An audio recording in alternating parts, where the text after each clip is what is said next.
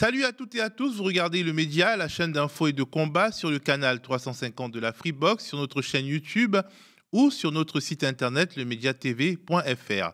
Vous regardez un nouvel épisode de l'émission Du côté de chez Sam avec Chris dit Politico Boy, journaliste et ingénieur, co-auteur des Illusions perdues de l'Amérique démocrate et animateur d'une newsletter sur Substack. Du côté de chez Sam revient 2 fois par mois sur l'actualité aux États-Unis, mais également sur la façon dont les États-Unis regardent l'actualité dans le monde. Aujourd'hui, au sommaire, 2 sujets. L'élection présidentielle à venir au pays de l'oncle Sam et le match retour programmé entre Donald Trump et Joe Biden, ainsi que les frappes américaines qui visent les milices Houthis au Yémen. Jusqu'où ira l'administration Biden?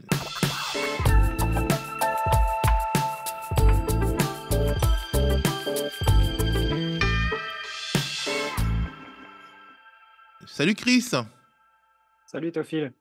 Le match retour entre les adversaires de 2020 semble inéluctable. Peut-il encore en être autrement? Comment font-ils chacun pour s'imposer à leur camp? Alors, il faut regarder camp par camp. On peut commencer par les démocrates, si tu veux. Donc là, bon, c'est normalement, c'est l'usage en fait que le président sortant se représente. Le problème avec Biden, bien sûr, c'est son âge. Il va avoir 82 ans pendant les élections. Et donc, ça serait un président très vieux, en plus d'être déjà, et on le voit, hein, ça crève l'écran quand il parle. Il fait son âge, et du coup, c'est un problème aussi pour faire campagne, ne serait-ce que dans le fait qu'il n'a plus vraiment un charisme important. Et puis, bah, ça inquiète les électeurs, cet âge élevé. Et tout simplement, il semble ne pas avoir beaucoup d'énergie aussi pour parcourir tout le pays et faire des meetings, des rencontres, etc. Donc ça, c'était la question qui faisait qu'on pensait, beaucoup de gens pensaient qu'il ne se représenterait pas une seconde fois. Mais en fait, Biden, c'est un politicien très classique, un peu un stéréotype. Et donc, c'est assez normal, en fait, de son point de vue, de se représenter parce qu'il ne veut pas lâcher le pouvoir, tout bêtement. Donc après, la question, c'est pourquoi le Parti démocrate a laissé faire et n'a pas imposé un autre candidat ou imposé des primaires qui auraient été disputées, qui auraient permis aux électeurs démocrates de choisir. Parce qu'il faut savoir que en gros, 5 électeurs, 4 électeurs démocrates sur 5 voulaient un autre candidat que Biden, sans nécessairement avoir de nom précis en tête, mais ne voulaient pas de Biden pour un second mandat à cause de son âge, en majorité. Donc du coup, pourquoi il n'y a pas eu de candidats qui se sont mis en avant pour le défier? Bah, il y a différentes raisons à ça. Il y a d'abord le fait que quand il s'est présenté, il avait en fait plutôt un bon bilan. C'est-à-dire qu'il avait fait ses 2 premières années de mandat où il avait passé beaucoup de grandes lois, 4 grandes lois qui font passer un peu Obama en comparaison pour un amateur, tu vois. Parce qu'il a vraiment réussi à faire des lois importantes, en partie avec le soutien de certains républicains, et donc qui significativement impacté l'économie américaine. Donc c'est une vraie réussite, même si ça se voit pas forcément dans sa cote de popularité. Et puis ensuite, il y avait le fait qu'il venait juste de pratiquement gagner les élections de mi-mandat qui sont généralement une élection qui est perdue largement par le président en exercice. Et là, ils avaient réussi à gagner un siège au Sénat, à gagner plusieurs postes de gouverneur et à limiter la casse dans la Chambre des représentants en perdant la majorité d'un fil. Donc du coup, ça donnait l'impression, en fait, au cadre du Parti démocrate, que Biden restait leur meilleur candidat face à un hypothétique Trump en 2024. Et depuis, la situation s'est pas mal dégradée, mais à ce moment-là, il n'y avait pas vraiment de candidat qui se sentait de pouvoir s'opposer à lui, que ce soit, on va dire, l'aile centriste du parti ou la gauche. Alors, et du côté de Donald Trump, comment il a fait pour Alors Trump, s'imposer aux républicains? oui, alors Trump, c'est un peu la mécanique inverse, si tu veux. C'est-à-dire que autant les démocrates, c'est vraiment les cadres, les élus qui ont dit: «OK, on mise sur Biden», même si les électeurs n'en veulent pas. Là, c'est l'inverse. C'est plutôt Trump, en fait, qui a une base de fans et d'électeurs très soudés et qui sont vraiment à fond derrière lui. Ça représente peut-être un tiers des électeurs républicains, la moitié, et donc peut-être un maximum un quart de l'électorat américain, probablement beaucoup moins. Mais ce qu'on appelle la base MAGA pour son slogan «Make American Great Again», c'est des gens qui n'ont jamais abandonné Trump et du coup qui lui donnent un avantage énorme dans les primaires. Parce que dans les primaires, ben, c'est les électeurs les plus politisés, les plus militants qui votent en premier. Et donc c'est très difficile à un autre candidat républicain de s'imposer face à Trump dans les primaires. Alors, Et Vas-y. Donald Trump a justement remporté la primaire de l'Iowa avec une avance considérable sur ses adversaires. Et de 1, Donald Trump a remporté le premier caucus pour la primaire des républicains en Iowa. L'ancien président américain est largement devant ses concurrents, d'après les médias, avec plus de 50% des voix. Dans son discours de victoire, il a appelé à l'union, qu'il s'agisse des républicains, des démocrates, des libéraux ou des conservateurs. L'ancienne ambassadrice de Washington aux Nations Unies, Nikki Haley, arrive troisième avec un score de 19%. Elle est devancée de peu par le gouverneur de Floride, Ron DeSantis, qui décroche 21% des voix. Vivek Ramaswamy, le candidat venu de la biotechnologie, renonce à l'investiture avec ses 7% et appelle à voter Donald Trump. Chris. Ah oui, bah c'était assez attendu, mais là, c'est une victoire claire en Iowa. Donc, c'est un petit État qui compte pas beaucoup en termes de délégués et d'impact final sur le résultat des primaires. Mais c'est en général l'État test qui permet déjà d'écrémer un peu le nombre de candidatures. Donc là, on a vu qu'il y a son ancien vice-président Mike Pence qui avait jeté l'éponge avant le vote pour pas se faire humilier par un score minable. Il y avait un ancien gouverneur assez connu aussi, Chris Christie, pareil, qui avait jeté l'éponge avant. Et puis, bah, dans les candidats qui restaient, il y en a un, l'entrepreneur qui était très pro-Trump, qui aussi a laissé tomber après le résultat. Donc l'Iowa, c'est surtout une manière un peu d'écrémer les candidatures et puis d'instaurer une dynamique. Donc ensuite, c'est difficile pour quelqu'un qui a fait un mauvais score en Iowa de rester dans le débat comme étant un candidat potentiel sérieux, etc. Donc là, maintenant, il va y avoir une deuxième primaire mardi prochain, qui sera dans le New Hampshire, qui est juste à côté, enfin pas très loin de l'Iowa, sur un État semi-rural, on va dire. Et là, on s'attend à ce que donc un des autres candidats républicains, Nikki Haley, fasse un meilleur score, mais a priori, ce ne sera pas suffisant pour dépasser Trump et pour casser cette dynamique et cette image de personne indétrônable au sein du parti républicain. Il y avait Ah, une autre raison quand même à mentionner peut-être pour expliquer pourquoi il est candidat. En fait, les cadres du Parti républicain, si tu veux, ils avaient eu une occasion de se séparer de Trump, entre guillemets. C'était juste après le saccage du Capitole le 6 janvier 2021, où il y a eu, quelques semaines après, un vote au Sénat pour le destituer. S'il avait été destitué à ce moment-là, bon, déjà, ça aurait cassé un peu sa rhétorique comme quoi il est une victime et que les élections étaient truquées, etc., puisque son propre parti l'aurait condamné. Et puis, ça l'aurait potentiellement rendu inéligible ensuite. Donc là, il faudrait voir un peu, il y aurait probablement eu des interprétations différentes de la Constitution, mais disons que c'était difficile après d'être candidat quand on a été destitué en tant que président. Donc ça, c'est une opportunité qu'avaient les républicains et qu'ils n'ont pas saisie, en partie parce qu'il y a eu une énorme pression de la base militante et des activistes et des électeurs les plus mobilisés républicains, mais aussi les médias un peu qui se font relais, les podcasteurs, tout ça, qui ont fait que les élus républicains, les sénateurs, ont eu peur tout simplement de s'opposer à leurs militants. Donc, dans un sens, c'est assez démocratique, et dans l'autre, bah, ça permet à quelqu'un qui a tenté un coup d'État de se représenter aux élections. Alors, dans un article publié dans ta newsletter Substack, dont on peut retrouver le lien en description, tu expliques que dans la perspective d'un face-à-face, Joe Biden est diminué par rapport au scrutin précédent. Quels sont les différents facteurs qui font que Joe Biden 2024, ce sera moins sexy, entre guillemets, que Joe Biden 2020? Tu as parlé de son âge, de l'âge du capitaine. Est-ce que c'est le seul facteur? Oui, donc bah, là, c'est sûr que c'est dans la tête de tous les électeurs et ça ressort dans les enquêtes d'opinion, donc c'est clairement quelque chose. Et puis, c'est aussi le fait qu'en 2020, il était déjà âgé, mais comme il y avait le Covid, il pouvait faire campagne depuis son bureau, un peu avec des posts, des interviews qui étaient très scénarisées, très contrôlées. Il n'avait pas beaucoup besoin de se déplacer. Donc, du coup, il n'était pas exposé à faire des gaffes ou à paraître trop fatigué, justement. Donc, il était protégé un peu par ça, ce qui va pas être le cas en 2024. Et puis après, bah, il y a son bilan. Alors son bilan, c'est un bilan assez mitigé parce qu'en fait, d'un point de vue global, on va dire que sa présidence a été plutôt réussie si on se place du point de vue des critères usuels utilisés par les Américains, c'est-à-dire les politologues, on va dire.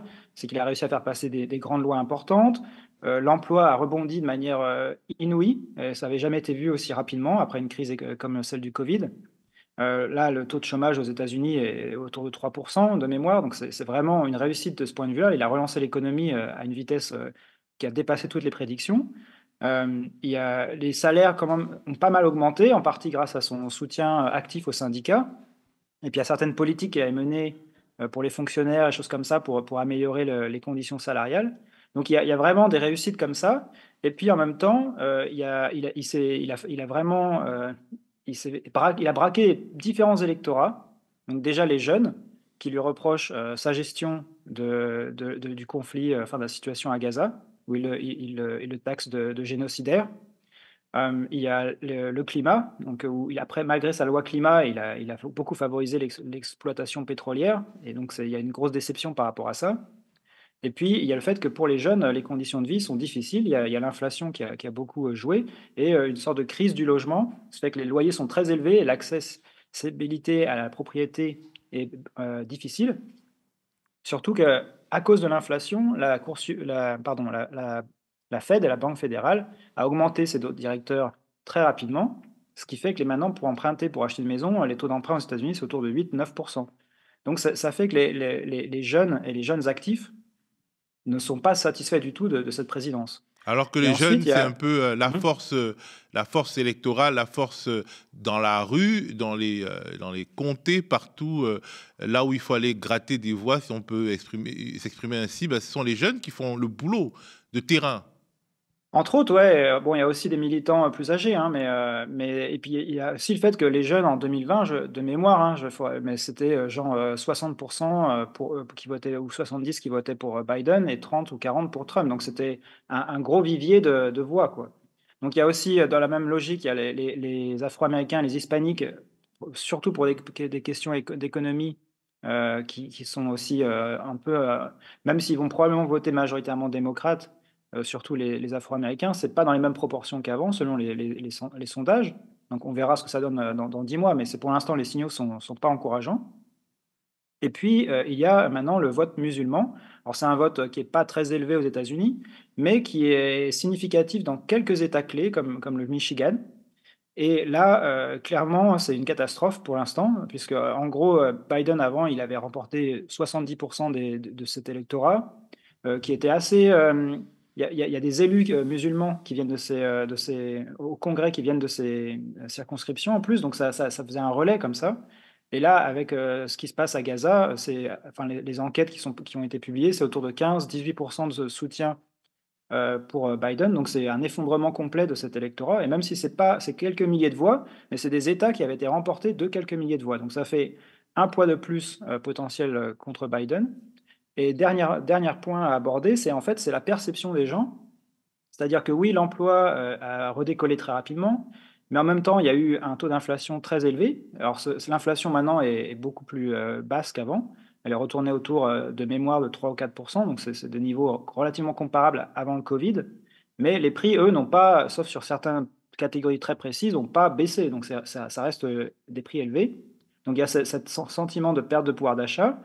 Et puis, il y a le fait que pendant le Covid, Trump puis Biden avaient mis en place tout un tas de programmes de soutien, des aides sociales, des choses comme ça, qui ont expiré en fait, parce que c'était des aides temporaires, et c'est sous la responsabilité de Biden que ces aides ont expiré. Donc du coup, les électeurs qui ne sont pas politisés, qui suivent les choses de très loin, ils se disent, bah, avec Trump, enfin, j'avais des perspectives d'avenir plutôt positives en termes d'économie. Avec Biden, on a le droit à une inflation pas possible, et toutes les aides qui étaient là ont disparu.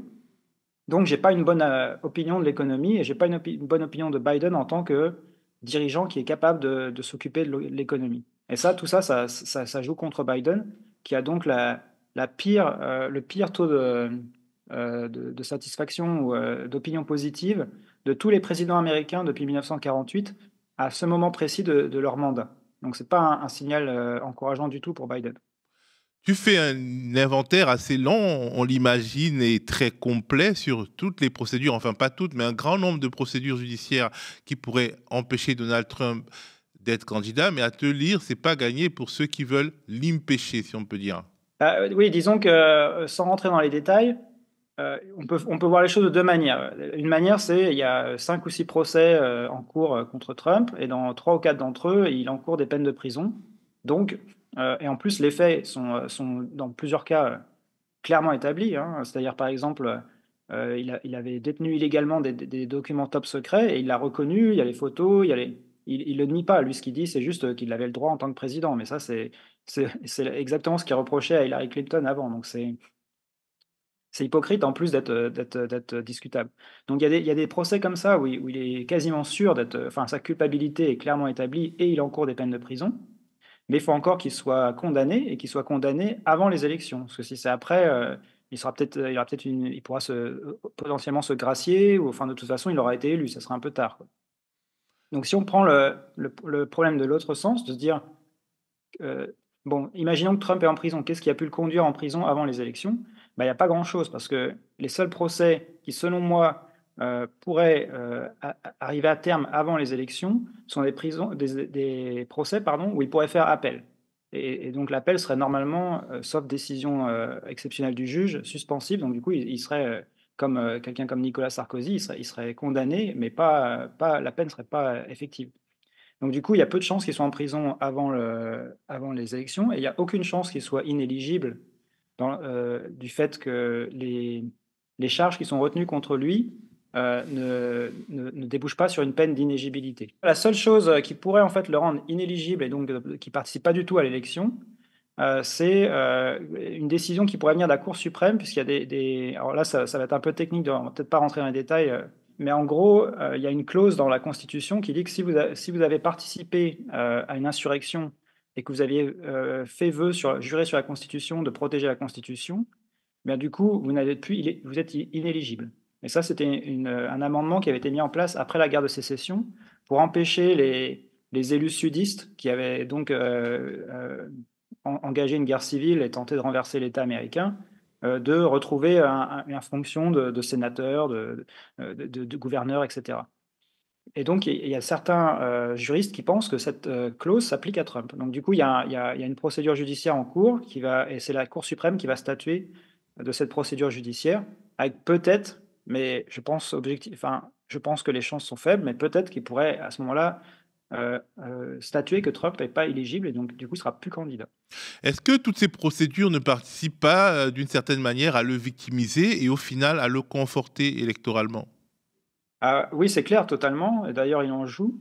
Après, ça le victimise et ça le conforte surtout avec sa base et on voit qu'il y a un problème pour lui qui pourrait quand même lui coûter l'élection, sans l'envoyer en prison. C'est en gros, s'il était condamné à de la prison, et donc il pourrait faire appel, mais le fait même qu'il soit condamné, ça pourrait être y compris pour, alors il y a eu un sondage qui est sorti, juste après l'Iowa, il me semblait que c'était, 2 tiers des électeurs républicains qui disaient, «Si Trump est condamné à de la prison, je peux plus voter pour lui», quoi. Donc il y a ce risque-là, et c'est pour ça qu'il prend pas du tout, à la légère non plus, tous ces ennuis judiciaires, même si pour l'instant, c'est en partie ça aussi qui lui a permis de s'asseoir, sur, les primaires républicaines et de s'imposer, parce que les autres candidats avaient du mal à exister dans tout ces polémiques et cetera. Au final, sur quel thème va se jouer le scrutin qui vient? Bah, c'est souvent, les élections américaines, c'est rarement, l'international, à moins d'une crise vraiment majeure et c'est surtout, des questions, en lien avec l'économie et le social. Alors typiquement, le prix à la pompe à essence, c'est aussi bête que ça, hein, et puis les perspectives économiques, des électeurs. Ceux qui sentent que les choses s'améliorent et qui peuvent joindre les 2 bouts, bah, ils vont plutôt voter avec le candidat sortant et ceux qui sont, inquiets de leur avenir, économique, vont plutôt voter contre. Donc du coup, à 10 mois de la présidentielle, c'est encore un peu tôt pour, se faire une idée de quelles seront les conditions, en novembre. Dernière question à propos de ce scrutin, qui est l'outsider Robert F. Kennedy, candidat indépendant, et à qui pourrait-il faire le plus de mal entre Trump et Biden? Ouais, c'est une candidature un peu curieuse parce que c'est quelqu'un, difficile à situer politiquement, par exemple, il est très pro-Israël, il est anti-vaccin, mais il voulait être candidat aux primaires démocrates et puis plus il a commencé à prendre des positions, plus il a chuté dans les sondages parce que c'est pas vraiment des positions qui résonne avec l'électorat, démocrate. Donc du coup, maintenant, il candidate en indépendant. Alors certains sondages le placent assez haut, à 16, 20 donc c'est très élevé pour un candidat indépendant. Maintenant, on ne sait pas trop encore, d'abord à qui il va prendre le plus de voix, c'est pas clair. Est-ce que les sondages sont assez, le peu de sondages sont assez, on va dire, heu, ça balance un peu des 2 côtés. Et puis, il y a aussi la question de savoir est-ce qu'il pourra concrètement être candidat? Parce que pour être candidat aux États-Unis, il suffit pas de se déclarer, il faut, que son nom soit inscrit sur les bulletins de vote.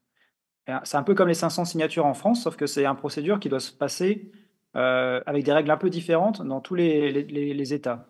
Donc du coup, quand on n'a pas un parti derrière soi, c'est assez compliqué de se retrouver, sur les bulletins de vote comme ça dépend des États, il y en a, c'est plus facile que d'autres.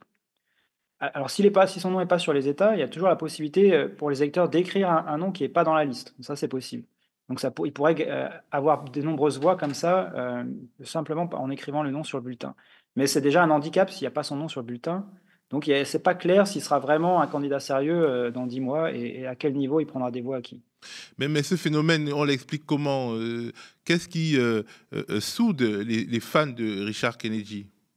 Bah, c'est clairement c'est il y a en gros, il y a un vide, quoi. C'est-à-dire que il y a les démocrates, ils veulent pas de Biden parce qu'il est trop vieux et cetera, et les républicains, il y en a quand même une partie qui aussi se disent: «Bah, quand même, c'est pas possible de réélire quelqu'un qui conteste les résultats des élections» et cetera.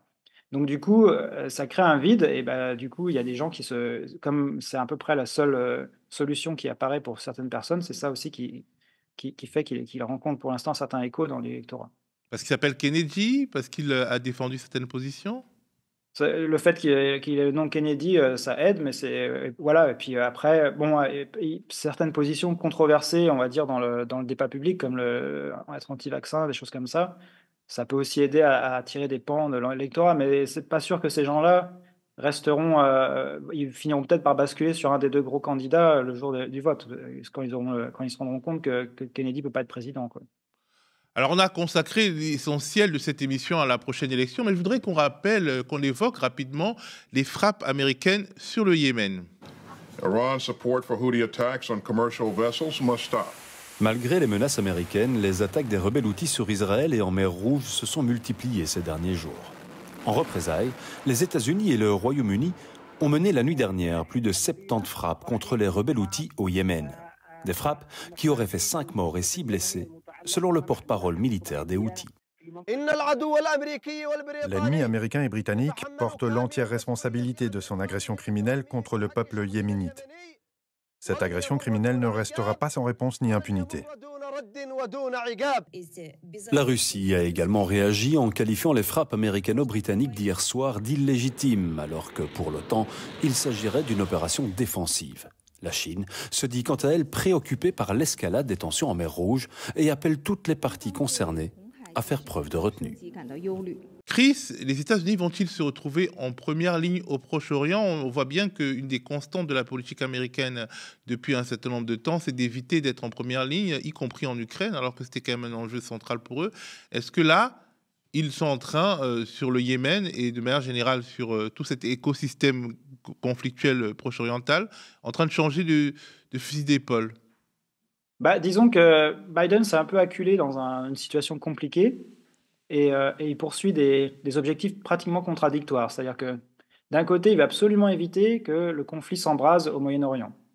Donc, une façon très simple de faire ça, ça aurait été d'empêcher Israël de commettre ce qui commence à sembler clairement être un génocide à Gaza. Donc, d'être un peu l'arbitre, un peu moins partial, on va dire, dans ce qui se passe à Gaza. Et là, ça aurait fait redescendre la température, un peu partout. Et mais c'est pas ce qu'ils ont décidé. À la place, Biden est d'ailleurs contre une partie contre l'avis de son ministre de la Défense, de de son conseiller à la sécurité, qui était l'ancien, directeur de la CIA, William Burns, un grand diplomate. Donc ces 2 personnes-là sont pas d'accord avec lui, mais bon, il reste quand même en poste et ils appliquent quand même la politique de Biden. Et puis tout un tas de gens dans l'administration, la Maison Blanche, et cetera, qui ont carrément même fait une sorte de grève, quoi, ou un débrayage pour exprimer leur désaccord. Donc c'est vraiment Biden lui-même qui s'entête un peu et à soutenir à ce point-là Israël. Et du coup, bah, ça provoque des tensions avec l'Iran, avec le Hezbollah au Liban, etc. Et la réponse de Biden, ça a été en fait la menace, c'est-à-dire qu'il a déployé des forces armées au Moyen-Orient, une flotte avec des porte-avions, etc., pour signifier attention, si le Hezbollah intervient, on va intervenir, etc. Donc, en fait, de dissuader, si tu veux. Mais on voit la limite de cette politique parce que les groupes armés Houthis au Yémen, ben, eux, ils ont pas. Enfin, ils peuvent se permettre ce genre d'action.